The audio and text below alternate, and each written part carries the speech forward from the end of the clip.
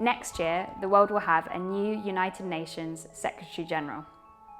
The UN was founded out of the ashes of World War II to maintain peace, rights and security. And the UN's achieved a lot. It's institutionalised human rights across the world, it's helped thousands of refugees, and it's dealt with emergent challenges like climate change.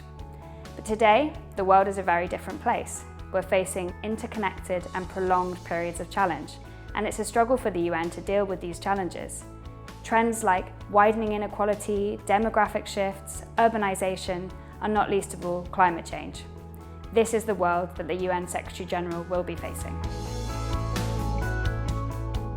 But that one challenge, climate change, that underpins all other global challenges.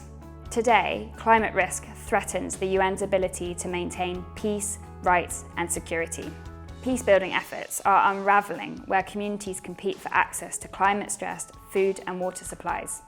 People are migrating from resource-depressed climates in search of stability and overwhelming the UN's capacity to supply humanitarian aid. And amidst these crises, the capacity to prioritise fundamental pillars of UN governance like human rights and international law is thinly spread. In 2015, the seeds of reform were planted to deal with this changing climate. Firstly, we had the Sendai Framework for Disaster Risk Reduction, to make it easier to deal with extreme weather events. Secondly, the Agenda 2030 for Sustainable Development, which explicitly recognises that there's no sustainable development without tackling climate change. And finally, the Paris Agreement, which marked a turning point to addressing the full spectrum of risks, containing the risk, preparing for the inevitable, and contingency planning for the worst of climate change. But the UN doesn't have all the tools it needs to be able to deliver on this mandate, and this will require reform. This may seem like a mammoth task, but the UN has a legacy of innovation and reform. It's created new institutions to respond to priority threats, like the creation of UNAIDS in 1996.